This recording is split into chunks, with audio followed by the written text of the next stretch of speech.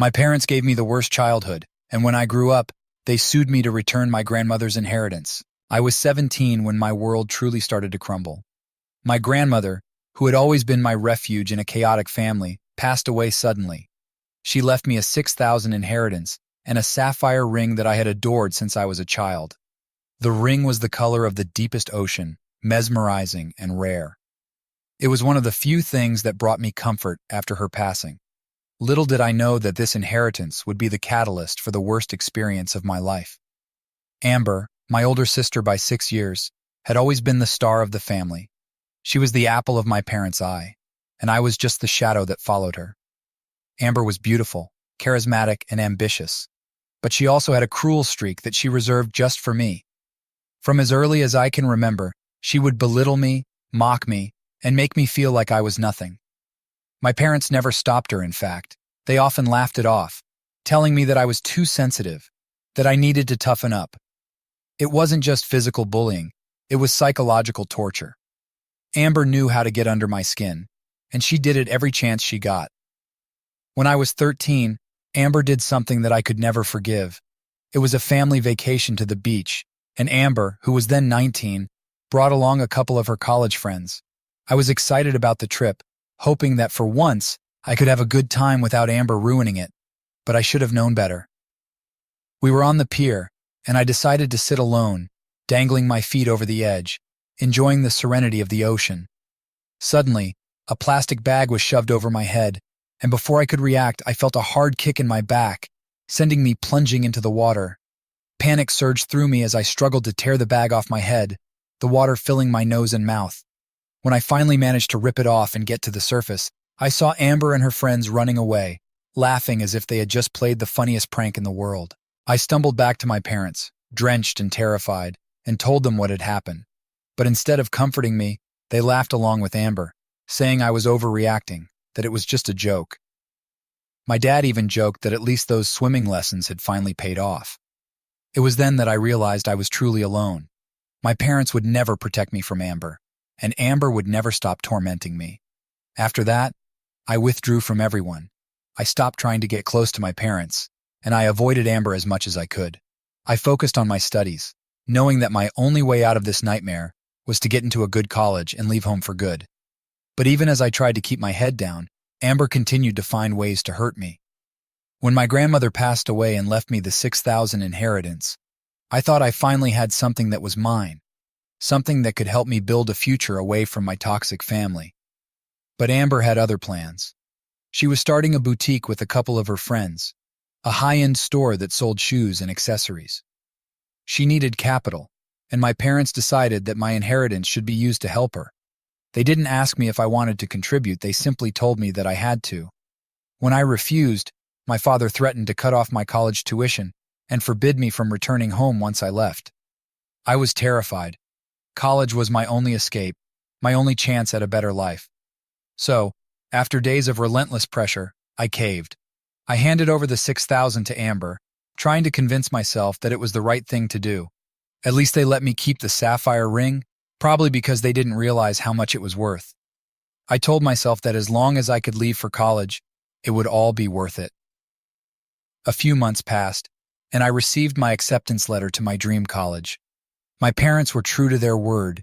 They promised to cover all my expenses, including tuition and living costs. I thought that maybe, just maybe, things were finally going to work out for me.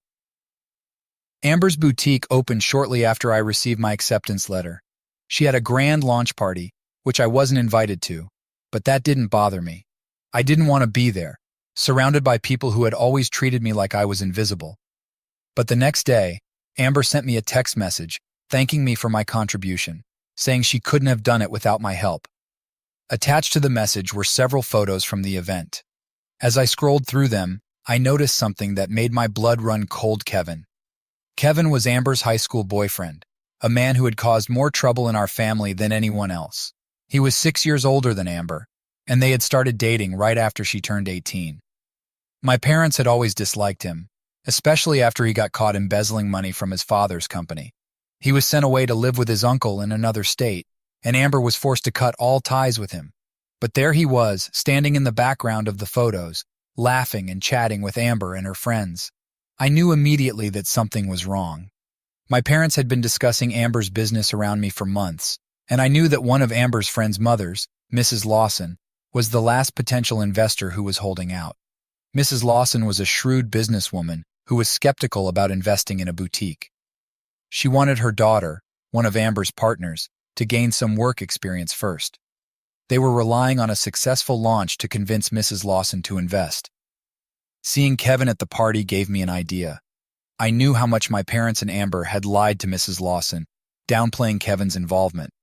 I created a fake social media account and contacted Mrs. Lawson, telling her that I had some important information about Amber's business.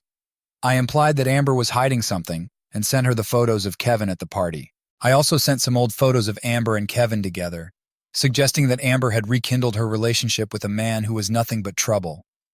The next day, everything started to unravel. Mrs. Lawson pulled out of the deal and told her daughter to do the same. Amber's friends were furious when they found out she had lied about Kevin. They blamed her for ruining their chances of getting the investment they needed.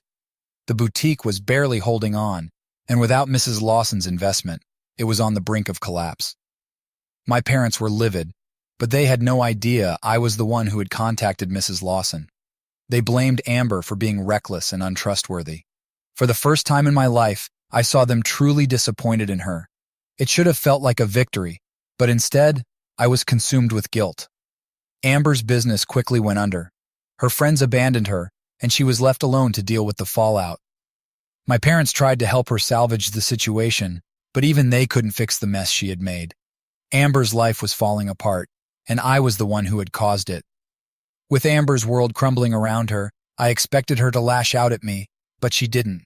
Instead, she withdrew into herself, becoming cold and distant. She rarely spoke to me, and when she did, it was with a chilling calmness that unnerved me. I tried to avoid her as much as possible, focusing on my upcoming move to college. I thought that once I left, I could finally put all of this behind me, but I was wrong. One night, just a week before I was set to leave for college, I received a call from my parents. Amber had disappeared. She hadn't come home after a night out, and they were frantic. They asked if I knew where she might be, but I didn't. I hadn't spoken to her in days. They called all of her friends, but no one knew where she was. For days, there was no word from Amber. My parents were beside themselves with worry, but I couldn't help but feel a sense of dread. I knew Amber was volatile, but this was different. I couldn't shake the feeling that something terrible was about to happen. Then one evening, Amber returned home. She was disheveled and quiet, with a haunted look in her eyes. My parents were relieved to have her back, but I could tell something was seriously wrong. She didn't tell them where she had been, only that she needed some time alone. They didn't press her for details, happy just to have her home. But that night, as I was getting ready for bed, I heard a noise outside my window. I looked out and saw Amber standing in the yard, staring up at my window. Her expression was unreadable, but I could see something glinting in her hand. It was a piece of rebar, and she was gripping it so tightly her knuckles were white. I quickly closed the curtains and locked my bedroom door, my heart racing. I didn't sleep at all that night, too afraid of what Amber might do. The next morning, she was gone again.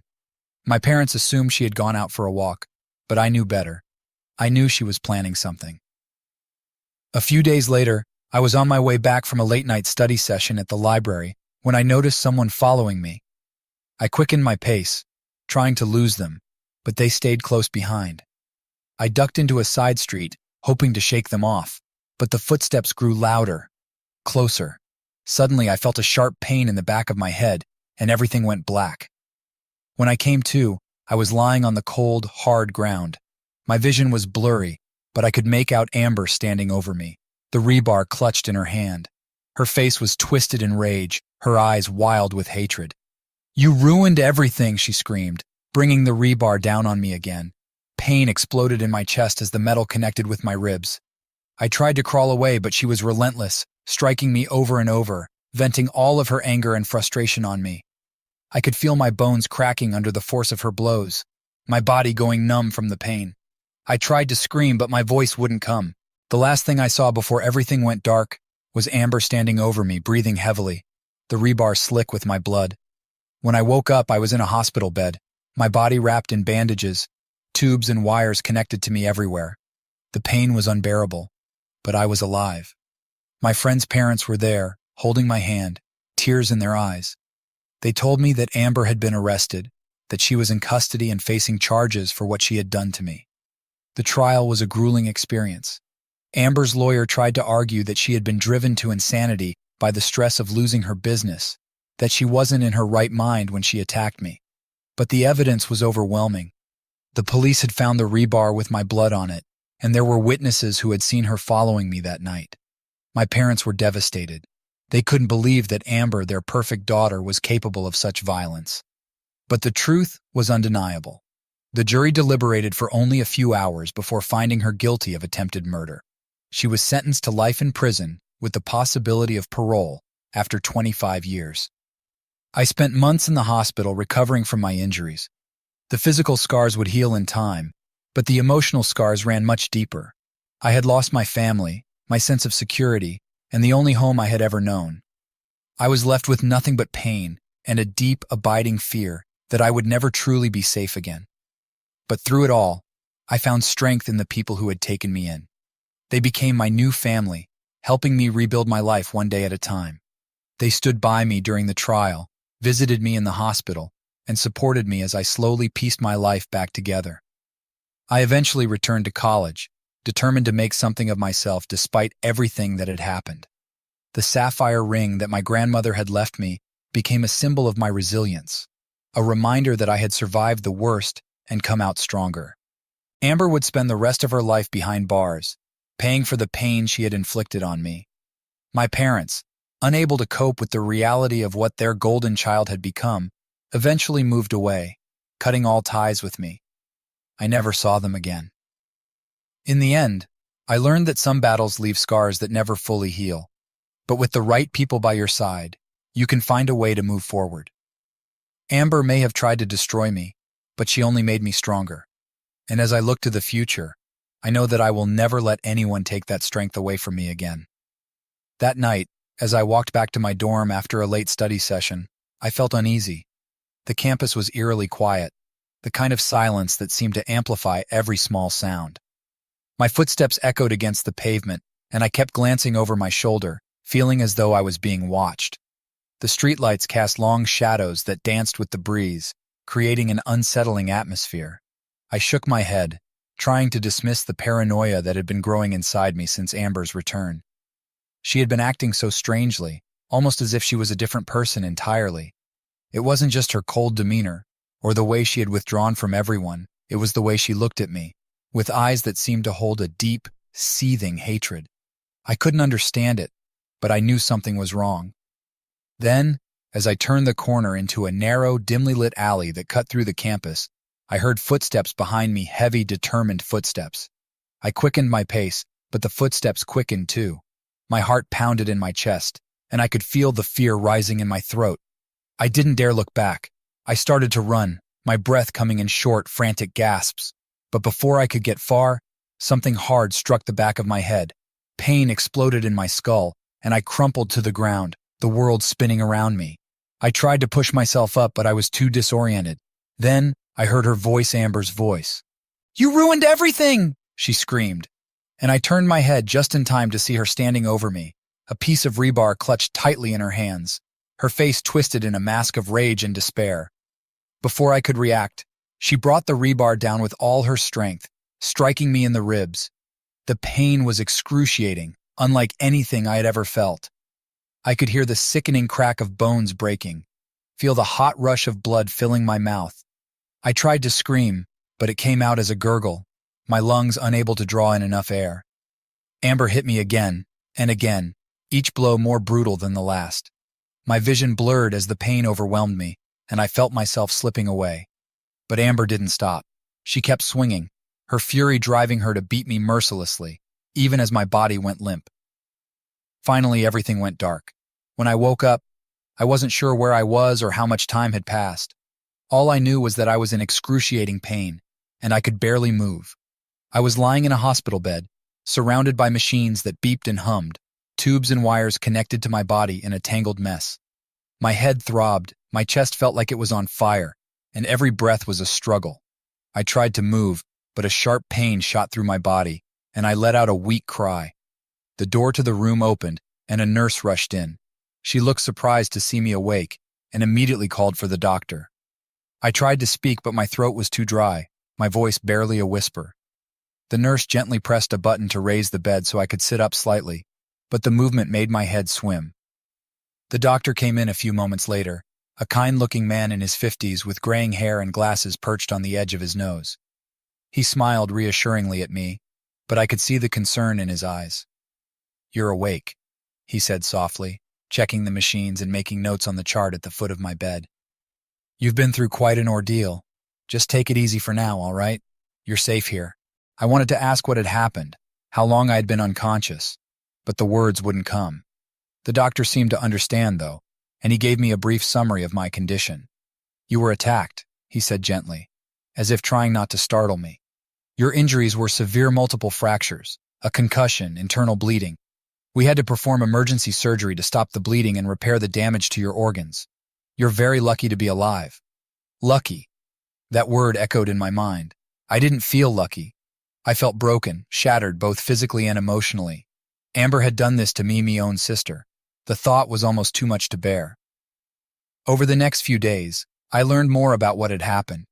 After Amber had beaten me unconscious, she had left me for dead in that alley. A group of students had found me several hours later, barely clinging to life, and had called for help.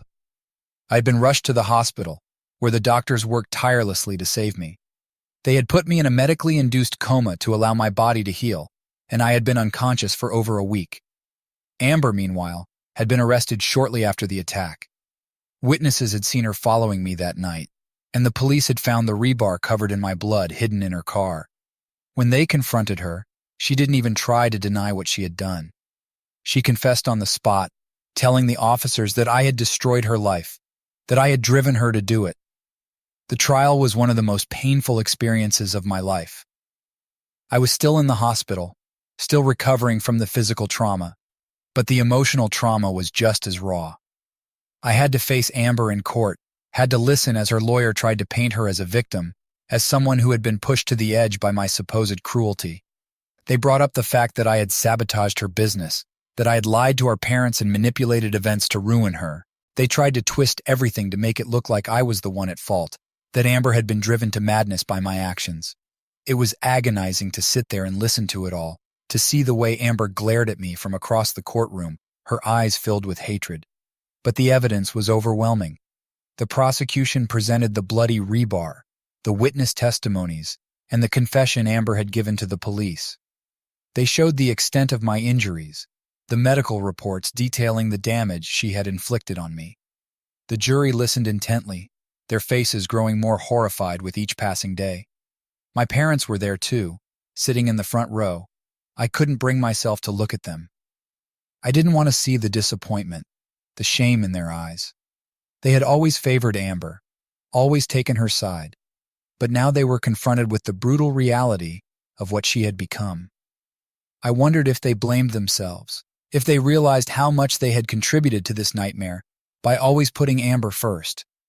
In the end, the jury found Amber guilty of murder in the 2nd degree. The judge sentenced her to life in prison without the possibility of parole. As the verdict was read, I felt a wave of conflicting emotions, relief that she would never be able to hurt me again, but also an overwhelming sadness for the sister I had lost long before that fateful night. Amber didn't show any emotion as she was led away in handcuffs. She didn't look at me, didn't acknowledge the verdict.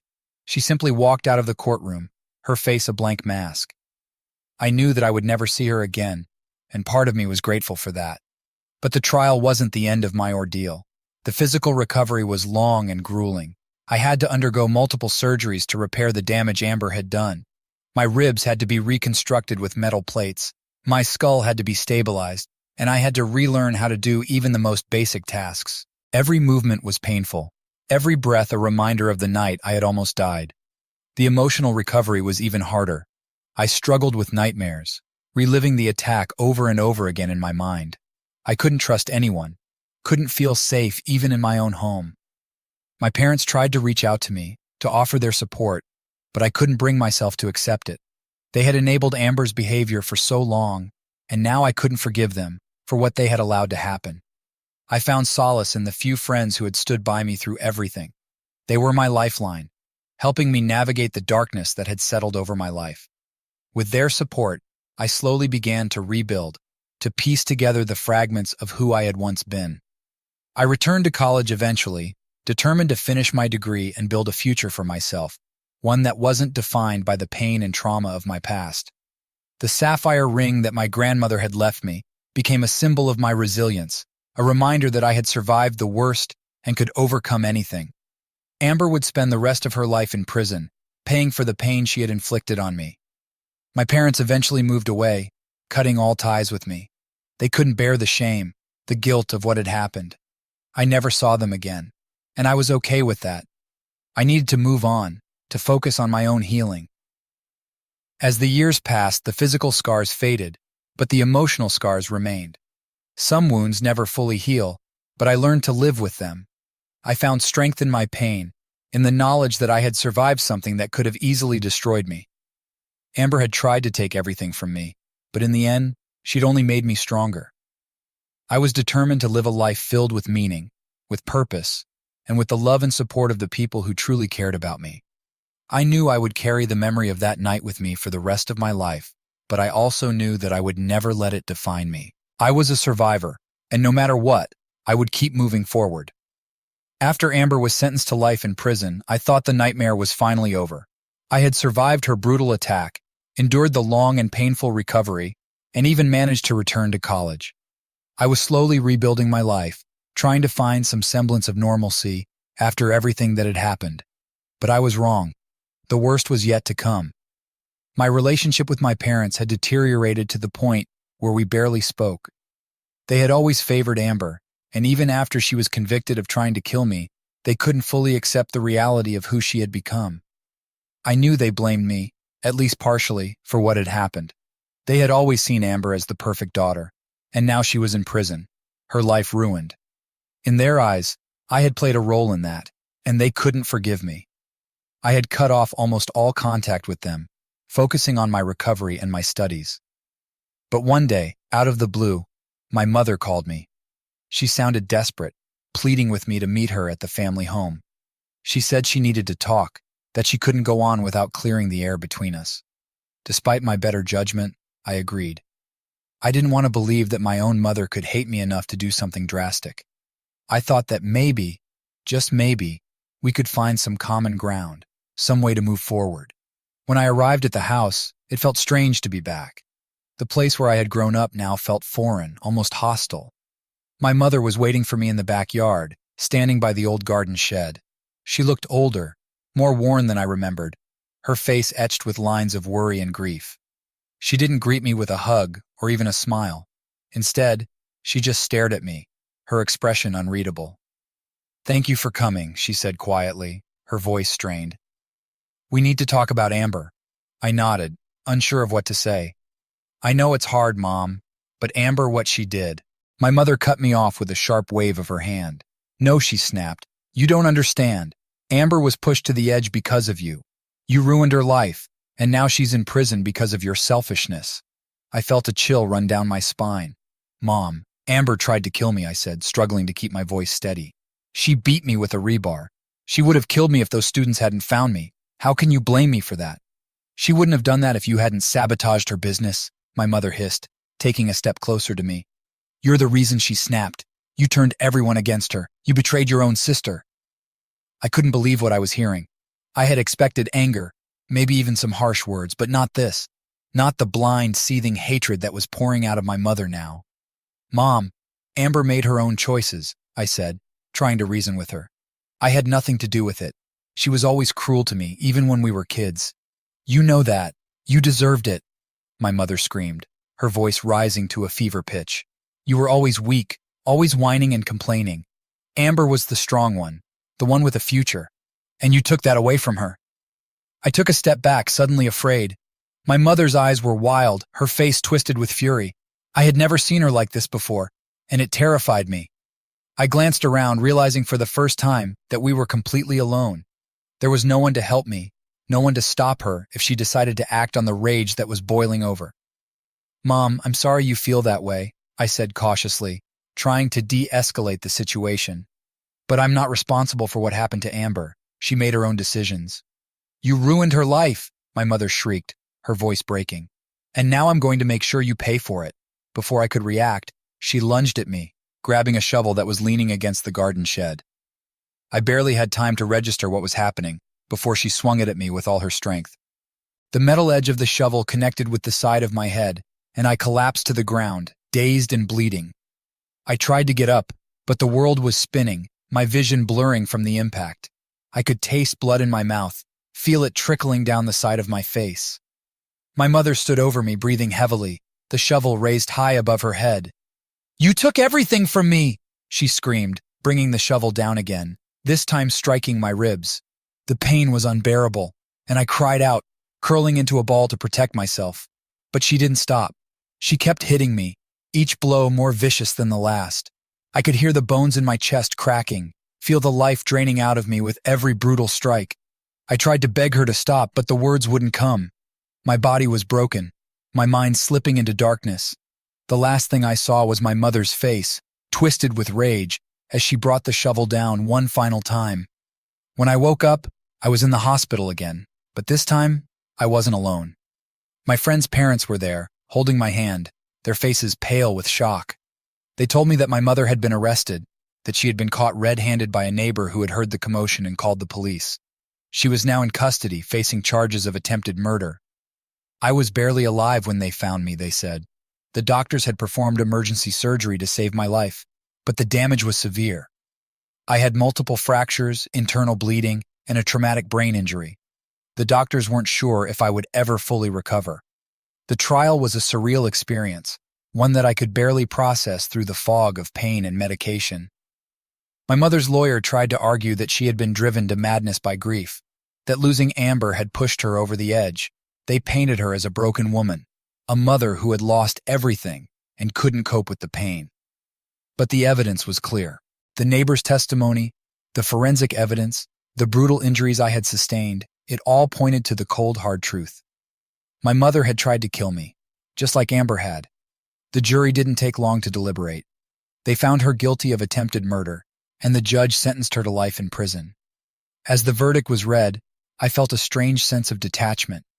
This was my mother, the woman who had raised me, who had once loved me. But now she was a stranger, someone who had tried to take my life in a fit of blind rage. I didn't know how to feel. There was no relief, no closure, just a deep, aching emptiness. My father didn't attend the trial. He had left shortly after my mother's arrest, disappearing without a trace. I didn't know where he had gone, and I didn't care. I had lost my entire family, but after everything they had done, I realized that maybe I'd never truly had one to begin with. The recovery process was long and difficult. I had to undergo multiple surgeries to repair the damage my mother had done. The physical pain was excruciating, but the emotional pain was even worse.